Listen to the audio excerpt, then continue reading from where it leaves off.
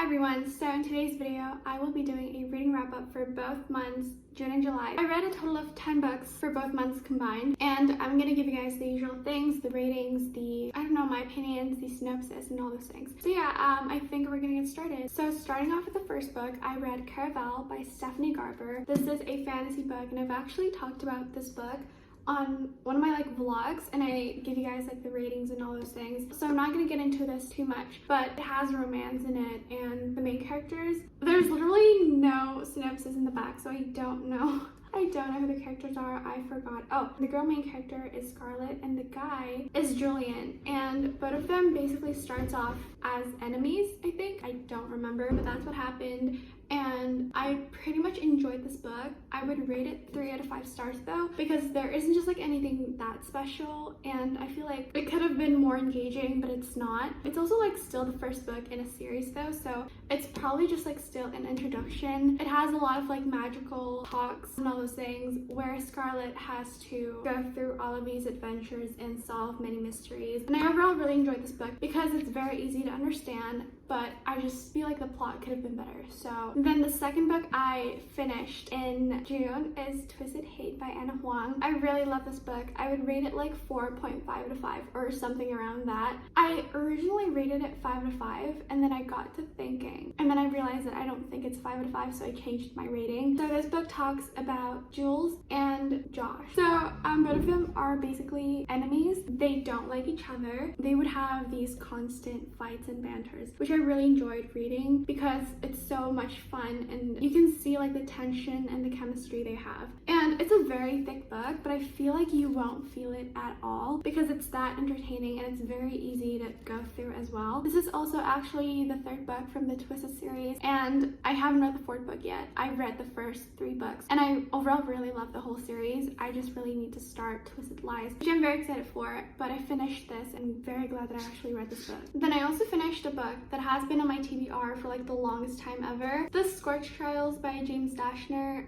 Obviously, everyone knows this book. It's basically the second book of the Maze Runner series. It is so boring. I can't. I rate this book 3 out of 5 stars, and that is even me being generous because I feel I might actually rate this book 2 out of 5 stars. I don't know why. There's just so many boring moments most of the times, a lot of talking and just things that just isn't important. I don't really like the characters. I don't really feel attached to the characters, especially the romance between Thomas and Tessa.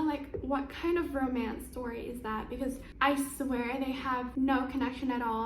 It's horrible. I just don't know how people could ship them because I just don't see the connection at all. The chapters are short though, so I feel I went through it quick as well because whenever I read this book, I would check how many pages I have left before the next chapter starts, and then I saw oh, there are only 5 pages left, so I continue reading it. So I think I went through this book kind of quick because of that. Most of the times I would just blank out. I would just not even know what I'm reading about because I would just read and skim without imagining the things that are happening in the book, if that makes sense. So I would rate this book 3 out of 5 stars. It's really a normal, basic, nothing special type of book. I've read the first and the third book of the series though, which is very messed up, but I feel you could read this as a standalone, especially if you've watched the movie. You can kind of know which part of the movie this book is actually specifically talking about. So yeah, I kind of regret reading this book.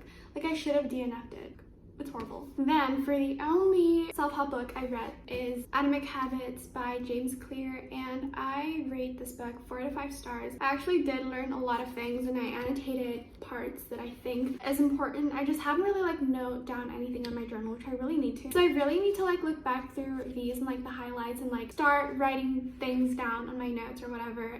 But I overall really enjoyed this book. I think it's a very good book if you want to learn or if you want more knowledge on how to build a habit. Even though the book's actually helpful, it's a painful journey to go and finish the book. So yeah, so I stopped the video for a while, but now I'm back. I'm gonna talk about the next book I read, which I read on my Kindle, and it is The Upside of Falling by Alex Light. This is basically a YA romance book, and I think this might be one of my all-time favorite YA romance books because I just love how it talks so much more than just the romance between the main characters. It also dives into many different heavier topics, and I really love that about the book. But what I do know is that I really enjoyed the book. I would rate it like 4 out of 5 stars. It has the fake dating trope, friends to lovers. The guy's like basically popular, yeah, so like popular guy, nerdy girl type of trope, which I really love. And I love how the guy is like a very popular, nice guy, which is so refreshing to see because like a lot of popular guys are just like jerks in books, obviously.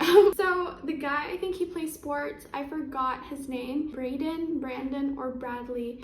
Something around that. I was reading this book in the airplane and I finished it and so good. Also like the cover is very cute, but I obviously don't have the physical copy. That's fine though. I really love this book. Okay, then the next book I read is How to Make Friends with the Dark by Kathleen Glasgow. I don't know where the book went. Like I have the physical copy with me. It's gone. Like I don't know where I put the book. I don't know if I lost it, if it's downstairs. I tried finding it everywhere. I can't find it, so whatever. But I read this book and I rate it 4 out of 5 stars as well. It's actually overall very enjoyable. And it talks about this girl whose mother died and she has to like live her life without her mother. That life without her mother is very different from the life when her mother's still alive. So like you can see a total like 360 turn of like how her life became. And I love how the author manages to like really write down the characters' feelings in a very detailed way. Like you can definitely see and feel the depression of the character. It's overall just like a very sad book. I don't think there's a single happy moment until the end. Like still, it's a very depressing, sad book. And it discusses a lot of dark, heavy topics. So make sure to check out the trigger warnings before reading the book. And it's also very easy to understand with the whole like language and yeah, it's good. Okay, so then I also read Everything I Know About Love by Dolly Alderton. It's very unique. I've never read a book like this before and I love this book so much. I would rate it like 4.5 out of 5. I'm gonna read off a quote from this book that I really love. Also, like, I did not actually like tap this book at all, which is like a first for me because like most of my books I tap them using like obviously book taps, but I don't tap this one, which is like very weird. I'm just like not used to it. I was like reading this while I was on my vacation, so like I obviously don't have the annotating supplies that I usually use, so I only use my pen to like underline specific quotes and parts, but I don't use my tabs to mark pages. So the quote says, oh, this one, when you're looking for love and it seems like you might not ever find it, remember you probably have access to an abundance of it already, just not the romantic kind. This kind of love might not kiss you in the rain or propose marriage, but it will listen to you, inspire and restore you. It will hold you when you cry, celebrate when you're happy, and sing all saints with you when you're drunk. You have so much to gain and learn from this kind of love. You can carry it with you forever. Keep it as close as you can. That quote just like changes my whole perspective and love, because like I'm so scared of being alone forever and I'm so scared of like never dating anyone. Like I feel like this book really reassures you that if you can't find it right now, it's fine, you know, like you still have a lot of time, and either way you still have love from other people, but just like not in a romantic type of way. And I just really love how this book teaches me a lot of things. This is so much better than self-help books. Honestly, just like read this book. Then I read On Earth We're Briefly Gorgeous by Ocean Vuong, and I rate this book like 3 out of 5 stars. I think this might be like a underrated opinion because I feel like a lot of people really love this book. I feel fine with this book. Like I'm not entirely obsessed with it. I don't know why people are so obsessed with it. So this whole book's basically kind of like a letter from a son to his mother that cannot read. That's what's written right here. I don't know if that's really true. I feel like I was pretty blanked out when I read this book. Like I most of the time don't understand what's happening because like I just sometimes like don't understand the language. It's just like so complicated. My brain just can't understand it, so I just like read it even though I don't understand it. But it's like a very short book, that's why I feel like I could finish it. If this book's like so much thicker, I would have DNF'd it, but like it's thin, very thin, so like I feel like I could finish it. Yeah.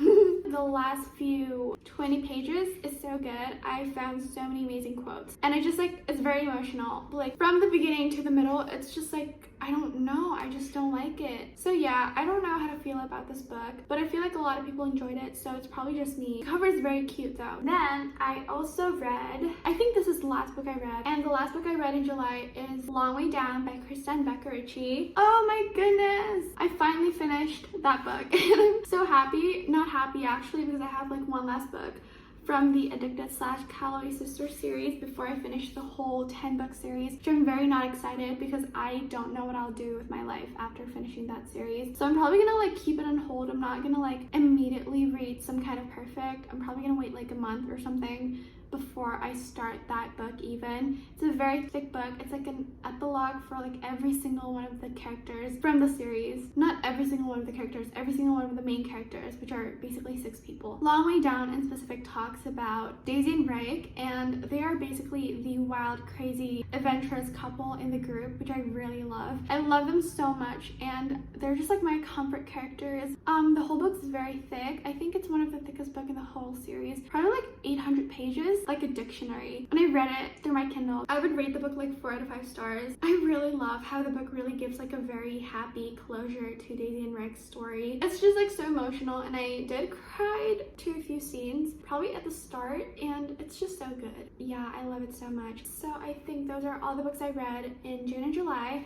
Let's try to count the books I read each month. So in June, I read 5 books. And then in July, I read 5 as well. So yeah, thank you so much for watching today's video. I really hope you guys find new book recommendations from this video. Let me know your opinions or your thoughts on the books that I read, if you've read any of them. And I think, yeah, that's it for today's video, and I'll see you guys in my next video. Bye!